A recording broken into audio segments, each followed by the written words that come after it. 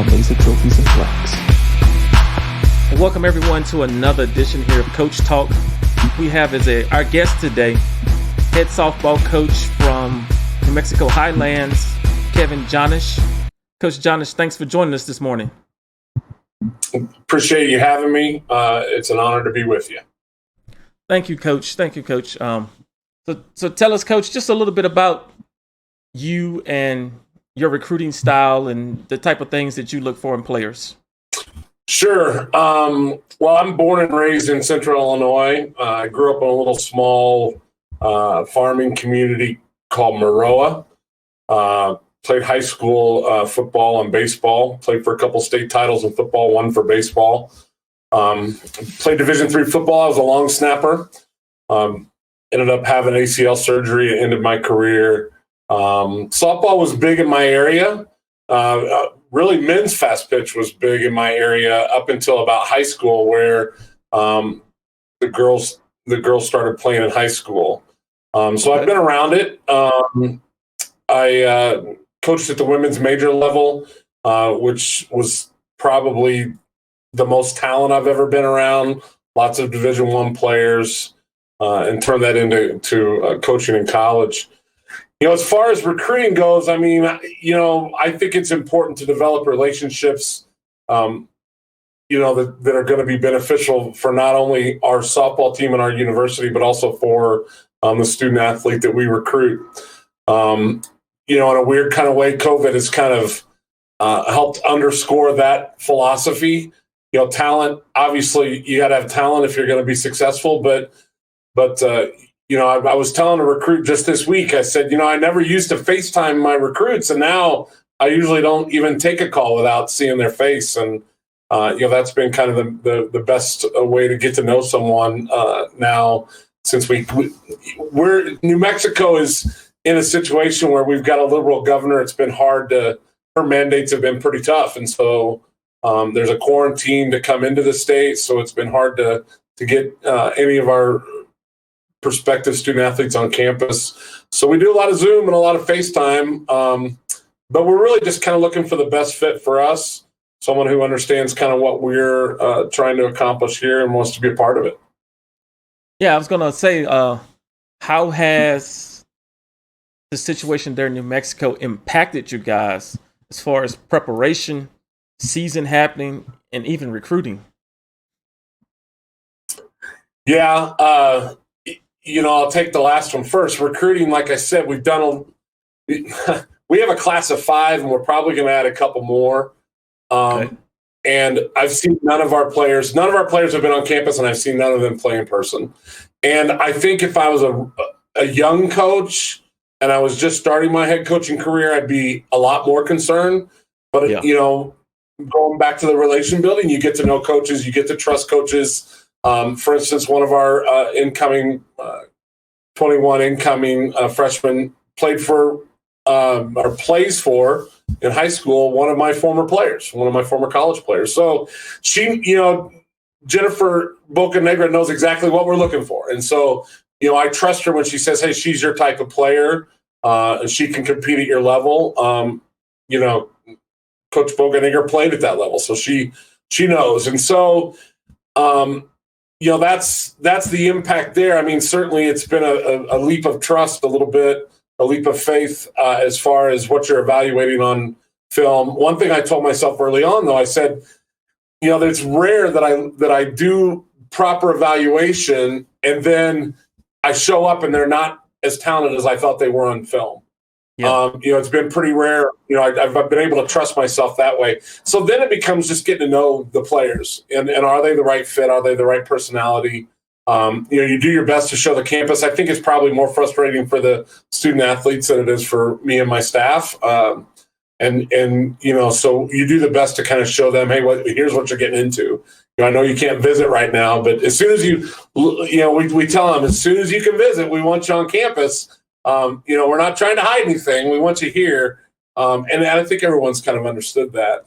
So if you guys did a lot of walking around with the iPhones and FaceTime showing campus that way? It's funny. Well, we're lucky in that the university has a really good a really well-produced virtual tour. Okay. And it's, it's right on the front page of our website. And I try not to tip it because I want to see their face when I see it. And I kind of want to walk them through it. So we do it on Zoom. And then, but it doesn't focus on our facilities as much, the softball facilities. So we do kind of tack on the end of it. We show them the weight room, which we're proud of. We show them the Student Athlete Success Center, which is kind of in its infancy here at Highlands. And Shanna Dominguez is kind of the head of that, one of our athletic directors. And then we take them, to our clubhouse, which again, I'm proud of for this level. And our field is is a good facility. We need some makeup and we're going to put some signage up and color it up a little bit, but it's really at its raw. It's really, it shows well on the iPhones. And so, yeah, it's been different. It's been weird. In fact, I think recruiting probably has changed forever now. There's so many things we can do. Yeah. There's so many things we can do that we didn't think of or didn't do before. Or you weren't comfortable with at the time. I agree. Yeah. I agree. And then as far as preparation goes, again, I know everybody kind of looks at us and feels sorry for New Mexico because our mandates are a little stronger, but it started out in groups of 5, max groups of 5, and that played perfectly into what I've kind of always done as a head coach, and that is we have we call them early outs, but they're individual workouts, which are just small hitting groups, and the pitchers work with their catchers, with my pitching coach Maggie Metz, and so that's all worked really good. And then the small group max, or the max group number, kind of increased, and we were able to get on the field as a bigger group. And but then we went we did about a month of that, maybe 5 weeks, and then we went backwards a little bit. The mandate went back down, and so we just kind of called it off. The one thing I kind of regret, and I told all the players in their kind of wrap up semester meetings, that I wish we would have scrimmaged more. We were getting to that, and then all of a sudden we kind of got short. But we had lots of things to put in. A new coach. I've been here took over in June, so this is my first fall, and there's a lot of verbiage to learn, a lot of your cuts and relays and your base running and all that stuff. We had a productive fall. Yeah, we were limited, and it was different than most years, but we definitely had a productive fall.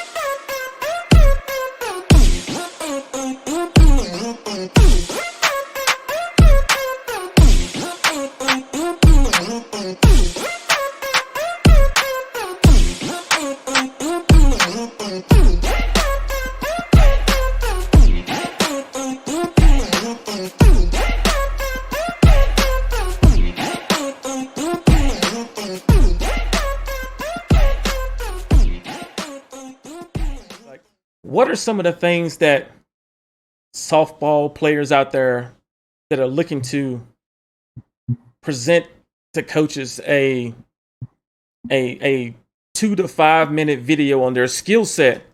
What are some of the things that they should be focusing on in order to make themselves more attractive to want to look at more video and to talk to them more and to recruit them? Yeah, that's a good question, and I would tell you, I've watched a couple of your episodes, and I don't think it changes much from what the other coaches in the other sports are saying.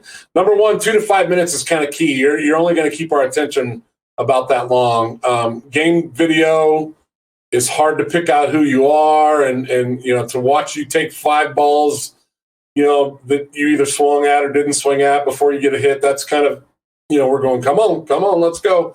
But we want to see action. Obviously, most of the time, non-COVID times, the video is just going to get our attention to say, we got to go see this kid play a little, play in person. Yep. There are situations, for instance, we took one of our commitments is an Hawaiian.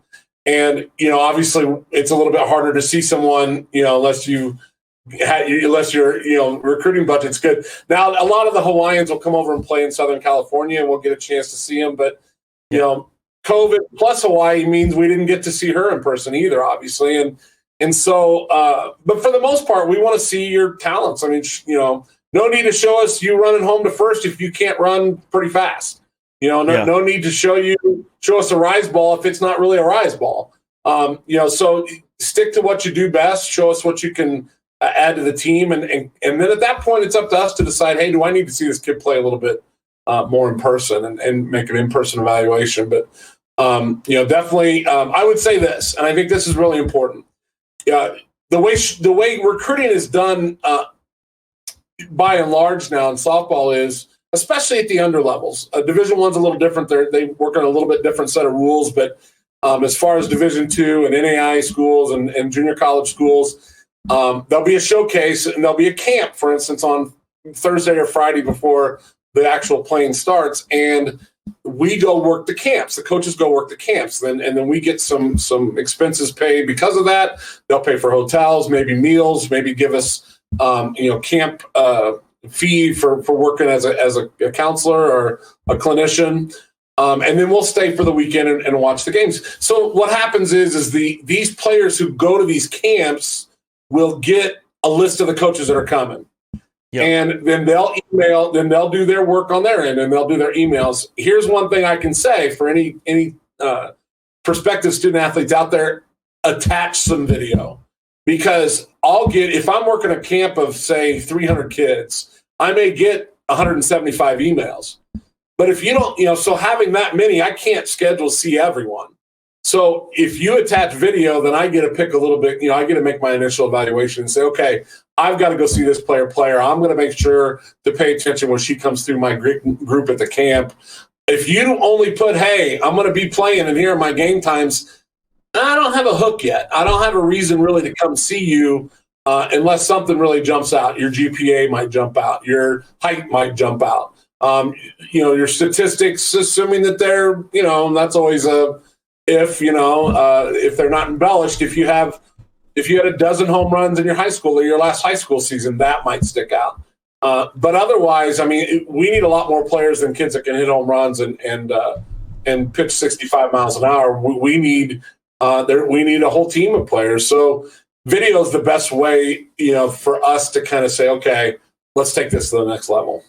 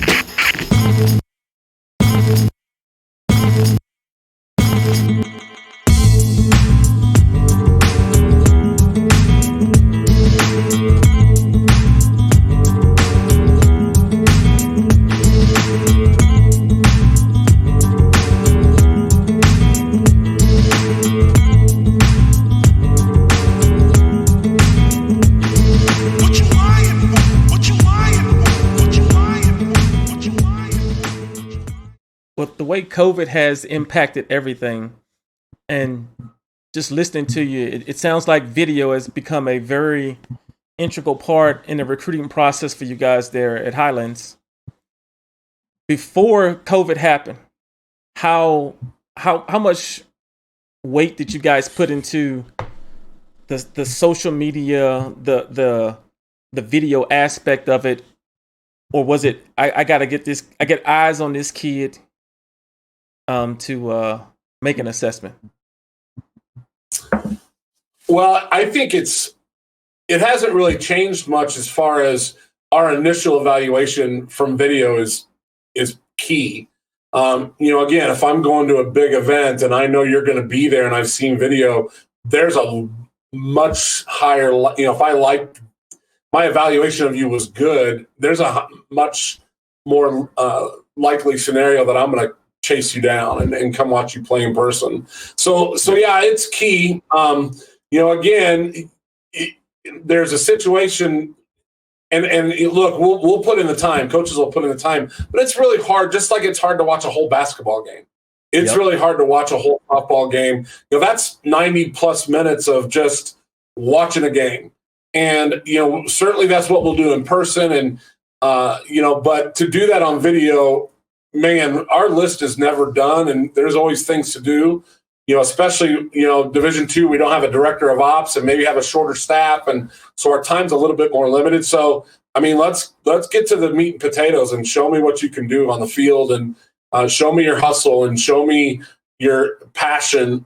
Those things I can evaluate somewhat on video. And again, at least it gets me out there. If all you do is tell me how passionate you are, everybody's telling me how passionate they are. Everybody says that they've been playing for 15 years.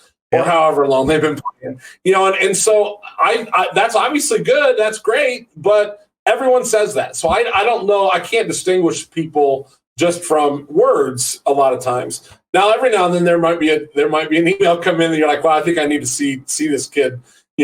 She writes great, and it's And then the other part of it is tell me what you want to major in and why we're a good school for your major. Or tell me that your dad played basketball here back in the 80s, or tell me things that are going to be hooks of why this fit is good for you. I think a lot of times recruits cast a really wide net, and their emails are intended for too big of an audience. You can see those a mile away. Another thing, this is kind of funny because I get this a lot as a first year coach, and that is, I've been tracking you and your team for a long time, and we weren't very good last year. So if you're telling me that, you haven't really done research. I know that you haven't. That you don't know exactly about us. So on the other hand, I'll get emails that say, "Hey, congratulations on your on your new job."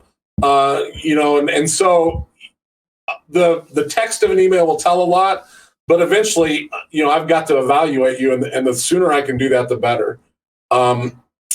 I can tell you this year, again, not being able to evaluate in person as much, we identified our top recruits fairly quick. And I think that's kind of the nature of our sport anyway. Division I has always been early, and they're early on, obviously Division I are quicker on most sports. But in our sport, and I think women's basketball is probably another sport, it's nothing for us to have I'm already working on our 2023 class. Now, that's partly aided by the 2022. We don't have any juniors on the roster, so I'm not going to need a lot of 2022s. But I'm working on the 2023 class. That's how far ahead I am. I'm essentially I'm not quite done with the 21 class, but I'm done evaluating. Now it's just a matter of kind of closing a couple situations, and we've got numbers for a full roster, but we're looking for some depth, and that's kind of where we are. So definitely having video out there is big. I can't tell you necessarily that if someone shows a highlight on social media that I'll look at it and say, oh, I got to go see more about this kid. Highlights happen a lot. They're on there a lot. And plus, if I don't know, I have a lot of Facebook friends and Twitter followers that are recruits. But I also know that they also have a lot of coaches on their Twitter friends. And I don't know what level you want to play. I don't know much about you, just based on that social media. I think social media is important to show off your program. And we certainly follow our committed recruits on social media. We want to see what they're doing and what they're up to, because they're people that we're going to spend a lot of time with. And we like them. We love them already. We're going to love them more once they get here. So we have interest. But as a recruiting tool for our sport, I shouldn't say for our sport, but for me, not as big a deal, I think. I know basketball coaches and football coaches do a lot of work on social media as far as just the recruiting side. I can't say for me that's the tool that I've utilized. I'm Dr. Timothy Hoover, and I'm taking it to the house, and I want you to come and join me every Thursday at 4:30 Eastern Standard Time on Taking It to the House. Hi, I'm Dr. C. Victor Herman III, and I'm the co-host of Taking It to the House. Come on out and join us. We want you to bring some hot fire. Thursdays, 4:30 Eastern Time, Taking It to the House. I want you to come with us. Take it to the house with us. You got a burn? Something you want to share? You see our Twitter accounts? You can join us on Facebook. Follow us on Facebook. Come on, take it to the house with us. You got that hot fire? Something that stands out that you just know have to take to the house? Let us know on our Twitter handles. We'll be more than happy to read it on air. We want to hear from you. Bring it. It's really hard to judge a player on 5 at-bats or maybe even 10 at-bats. I mean, the more you see, and so I've told our players here, I'm looking at your approach. Are you confident? Are you swinging at good pitches? You can hit 5 balls right at the shortstop and be out 5 times. It still doesn't, it means you're still a starter. And even striking out, sometimes you're like, well, okay, well, it's just a matter of time. And so I think when you evaluate players, again, we're talking about time, so I don't know that I want to see you strike out, on your evaluation video. But at the same time, if I come and watch you and you have 3 strikeouts, you're not necessarily crossed off my list. Now, it helps if you hit 3 home runs, but if you strike out 3 times and you've been aggressive and you're facing, and it also depends on the pitching you're facing. If you're facing a kid who's going to Alabama and you strike out 3 times, I'm not sure that's fair for us to say, 3 strikeouts, we're not interested. So we can tell a lot in approach and confidence and I know a lot of coaches will say this and it's a little cliche, but what do you do after you strike out? We're going to watch you in the dugout. If I'm there just to see you, I'm going to watch you, and I'm going to watch your demeanor. I'm going to see how you react because, again, cliche, I apologize, but you're probably going to, you're going to fail more times than you're going to succeed. Almost, if you aren't, you're going to be an All-American, and we all know it. We all see an All-American, and we're like, okay, she's pretty good. And, otherwise you're going to probably fail more than you're going to succeed for us. One of the things that, as an assistant coach, I always got the assignment to do was to, anytime we got recruits interested in the program, check out their social media, see what they're posting, see if they're putting anything that's derogatory or goes against the principles of the school, our program, and the direction we're trying to go. So do you guys do a lot of that as well on the softball side? Well, obviously, if we see something that isn't good, then that's pretty easy. That's a no-brainer. If you can't behave at this time of your life when we're probably watching, and each medium's a little different because I think that young people, both kids who are growing into adults, understand which medium they're on. They may do one thing on Snap and another thing on Facebook. That'll be completely different.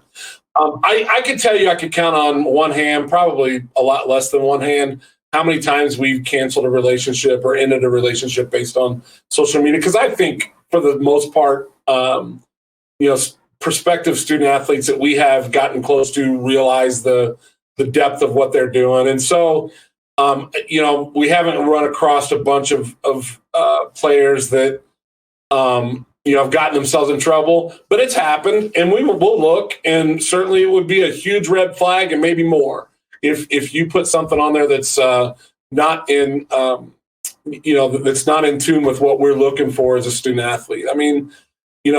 Again, pretty cliche-ish, but it's true. You got a spotlight. Las Vegas, Nevada, where we are, is 15,000 people, and they love having their university here, but they also, are looking for trouble, and the city will find it, the paper will find it. The university will find it. I'll find it. One thing I tell recruits, I think it's more to look into yourself and say, do I really want to do this? And I'll give an example of what I tell players this. Look, if in your head you think college is going to be one big party, and that's okay, every weekend I'm not going to have my parents there, I'm going to do what I want, I'm going to go to the party, and I'm going to do things maybe that aren't the right decisions, I can tell you, don't come here. I'm not saying that if you get caught at a party, I'm going to, and you're doing things that you shouldn't, that I'm going to kick you off the team the first time. I'm not saying that. But if that's your MO and that's what you're going to do continuously, it's going to catch up with you. and you're going to run a lot. Probably you're going to get in trouble a lot, and eventually, if it's a problem on the softball field, I'm going to tell you that our relationship's over. I'll tell recruits if that's your thing, if that's how you think college is going to be, then this isn't the place for you. So you don't have to tell mom and dad, hey, look, because I can't party, I'm not going there. Just tell them you don't want to come here. It's that easy. Sure. I didn't get a good vibe, so I don't want to go there. And so everyone, no one gets in trouble and everyone gets out. So we want players. I think basketball uses the term gym rats. Well, we want field rats and cage rats. We want kids that can't get enough. I'm not going to beg you. I'm not going to beg you to go out and get extra work in. I'm going to tell you, hey, here's a key. You can go to the cages if you want. You can get in yourself. And then it's up to you to do that. If I make you go out there, it's not going to be very productive. And back to social media, I mean, I may request you, Facebook, obviously, in my generation is still the social media, and I may request a friend. But if you don't ever okay it, I don't care. It doesn't matter to me. I'll find out about you when we need to. And I don't want to sound like a fuddy-duddy. I'm on Facebook as much as anybody, and Twitter. I love scrolling through Twitter and Instagram a little bit. So, we watch and I enjoy it. But, like I said, I mean, you could certainly get in trouble without me being your Facebook friend. But to your point and to your question, yeah, if you're posting things that are red flags for us, we'll steer away. We'll walk away from that.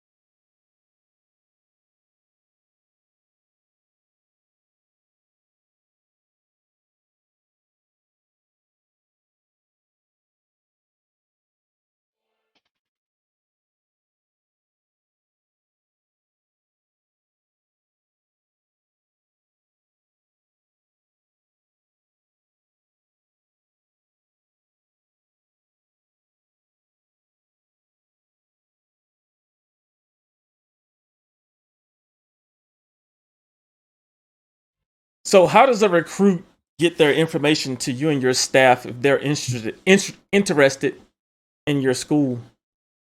Mm-hmm. Well, emails obviously is always, the easiest way to get to know us or for us to get to know you. Get on our campus. I mean, you need to know as much about us as we need to know about you. If you're interested in, if you're at a camp that we're at and you're interested in our school, come let us know. And certainly let us know why. Hopefully it's more than just the wide blanket and you're telling everybody that, but hopefully there's a reason why, either your selected major or whatever it may be. I heard one of your former interviews, and I totally agree with the coach that was on the show from Kingsville who said, call us up. I mean, I could count, going back to one hand, I could count on one hand how many times I've been called by a recruit out of the blue. But when I do, I'm like, there's a reason why it takes guts to get on the phone. This generation doesn't like to talk on the phone. They don't like to put themselves kind of in front a lot of times. If you really want to come to my school, tell me why. Call me up and tell me why. You do that, it'd be really hard, no matter how good or bad of a softball player you are. It'd be hard for us to not to consider you. And I don't think a lot of kids and their parents realize that they can just pick a phone up and call a coach. Yeah. It's really that easy. Yeah. I'll tell our recruit the first time I talk to him, I say, hey, look, there's limits on how many times I can call you, but you can call me all you want. You can call me every day if you want. And up until recently, and Division II is still kind of like this, but the Division I rules used to be you could call up when you're an 8th grader. Well, a freshman, that's probably the more likely scenario. They're recruitable at freshmen. Now they can't necessarily do that as much anymore, but you can call me up your freshman year if you want to talk to me. Am I looking at 24s? Well, I'm not quite there yet, but we're not too far away looking at the 24s. So yeah, I mean, and a parent too.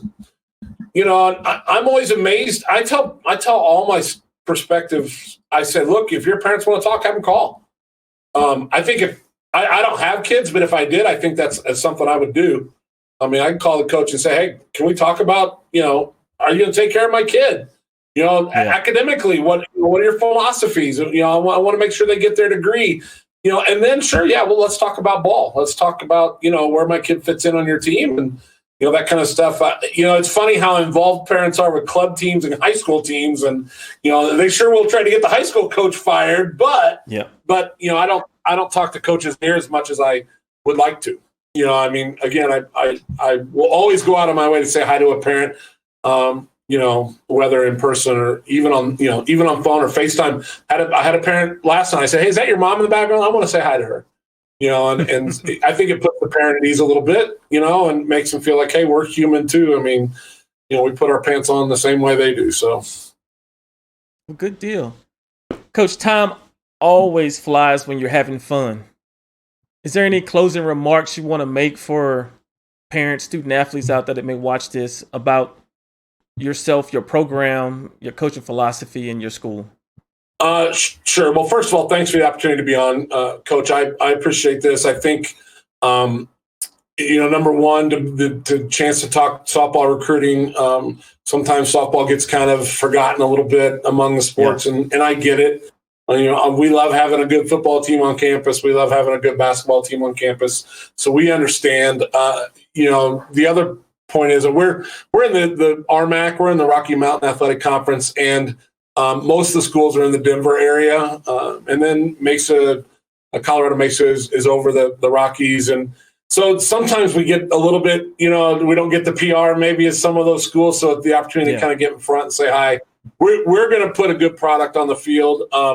Our little university's tucked away in northern central New Mexico at altitude, so the weather's great. The facilities are as solid as any D2 school I've ever worked at. And so we kind of feel like we're a hidden gem kind of up in the mountains a little bit.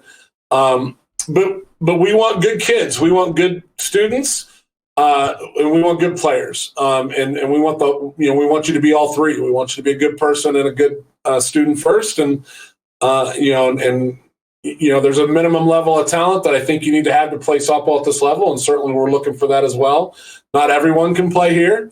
But at the same time, if your work ethic is good and you like being a good teammate, that's really what we're looking for. So again, I appreciate the opportunity to kind of visit with you and be happy to do it anytime. Thank you, Coach Jannusch, for joining us here. This has been Coach Talk.